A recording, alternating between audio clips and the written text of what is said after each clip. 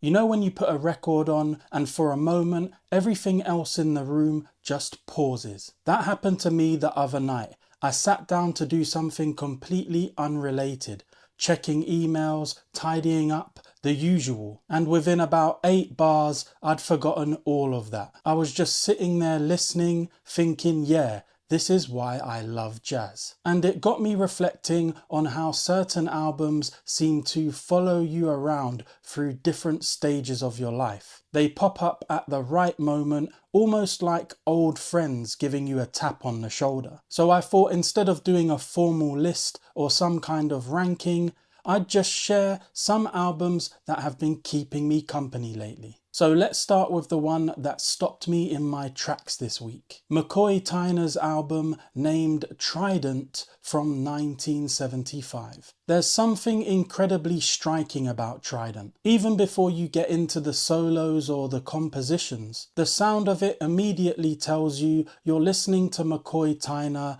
at a moment of pure confidence and curiosity. And it's not just piano. He's pulling out the harpsichord and the Celeste, which isn't necessarily what anyone expects from a post-Coltrane titan. The trio itself is ridiculous. Ron Carter on bass, Elvin Jones on the drums. It's like Tyner assembled the most telepathic rhythm section imaginable. The chemistry is instantaneous. You hear that from the very first track. What I love most is how adventurous the album feels without ever losing its grounding. The harpsichord introduces this percussive, almost metallic twist, and the Celeste adds these delicate, glassy colours. Yet Tyner is still unmistakably Tyner. Huge harmonic landscapes, strong left-hand shapes, and that sense of forward motion in every phrase. And then we get to Impressions, which is my favourite track on the album. It's a tune he obviously has a deep relationship with, having performed it for years alongside Coltrane. But hearing him revisit it with this new trio is like seeing an old photograph developed in a new way. The energy is explosive but thoughtful. The rhythm section feels like a living organism. Ron Carter is anchoring everything while Elvin is playing with that rolling thunder he's known for. It's a real conversation between three musicians who understand each other on a profound level. Easily one of my favourite Tyner interpretations. Next up, we have Bobby Hutcherson's album named Cirrus from 1974. Bobby Hutcherson is one of those musicians who could make the vibraphone sound like it was made of light. He had this incredible ability to play lines that were harmonically complex but felt completely natural, almost like he was painting in midair. And Cirrus is such a beautiful representation of that side of him. The record sits right in that mid-70s period where jazz was shifting into new textures. Slightly more electric, slightly more atmospheric. But Hutcherson maintains a real sense of elegance throughout. The arrangements aren't cluttered, and the band supports him with exactly the right kind of space. The personnel I want to highlight because they were key to the vibe here. Woody Shaw brings his unmistakable fire and clarity on the trumpet. Emmanuel Boyd adds these wonderful woodwind colours. And William Henderson on the piano is the glue that holds the harmony together with a quiet confidence. It's amazing how each musician brings something essential to the sound. Wrong or Right is my standout track. It has this warm, enveloping feel. The kind of track you can put on at any time of day and just sink into it. Hutcherson's soloing here is tender but searching, and the band responds to his phrasing with real sensitivity. The tune feels like a musical conversation happening in soft light. Everyone listening closely, nobody pushing too hard. It's one of those tracks where Hutcherson's touch absolutely shines. Floating, lyrical, emotionally honest. And now we have Charles Tolliver's album named Impact from 1975. Charles Tolliver doesn't get talked about enough when we discuss the innovators of 1970s jazz. His writing for large ensembles, especially through his Music Inc. projects, is bold, intricate, and full of personality.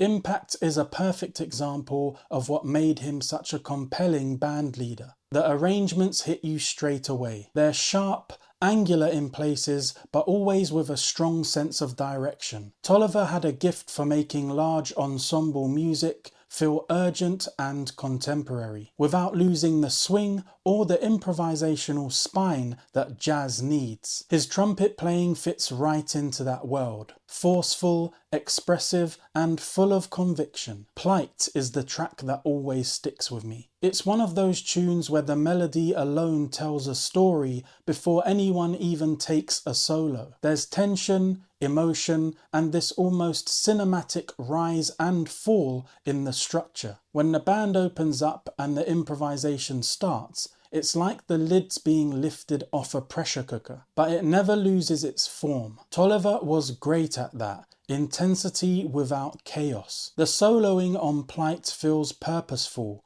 like every phrase is part of a larger journey. It's bold music for a bold time, and the composition holds everything together beautifully. Next, we have Woody Shaw's album named Blackstone Legacy from 1971. Woody Shaw was young, but you could hear instantly that he had a huge vision for what jazz could be. He wasn't trying to imitate anyone.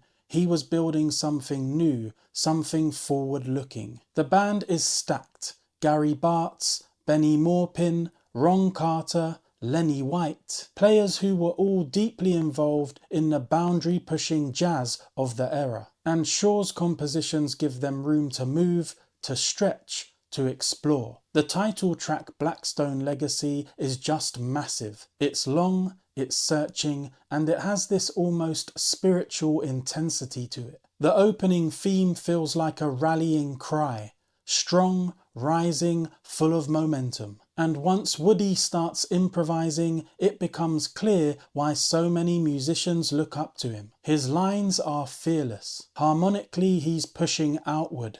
Rhythmically, he's dancing around the time. And the band responds with absolute commitment. This is one of those pieces where you almost forget how long it is, because the journey keeps evolving. It's not background listening, you have to sit with it, travel with it. But once you're in that world, it's incredibly rewarding. If you want to understand Woody Shaw's musical philosophy, this track is the perfect doorway. Now we have Duke Pearson's album named Now Hear This from 1969. Duke Pearson might not be the first name people bring up when they talk about influential jazz figures, but he should be, not just as a pianist, but as one of the key architects of the Blue Note sound. His arranging and producing shaped the label in the 1960s. And Now Hear This showcases exactly what made him special. This album is Pearson leaning into a more large ensemble sound, and you can hear the arranger in him coming through strongly. Everything is precise but still expressive. The horns fit together like a mosaic, the rhythms are crisp, and the solos are framed within the arrangements in a really thoughtful way. Minor League is such a great tune.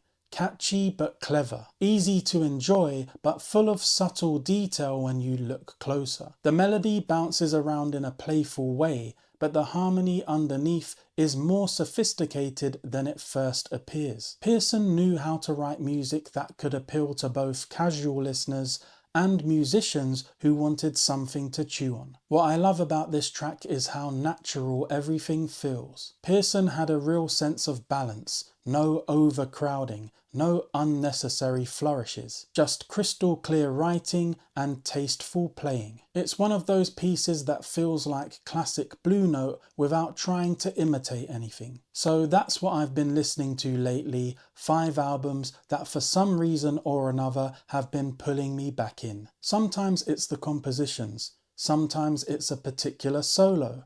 Sometimes it's just the vibe of a record that fits a certain moment in your life. If you've heard these albums before, let me know what your favourite tracks are, and if you haven't, give them a listen and let me know what you discover. Jazz is one of those genres where everyone hears something slightly different, and I love that. If you want to continue hanging out with me here on the channel, I'll pop a video in the corner for you to click on now. Other than that, I'd like to say thanks for watching, and I'll see you in the next one.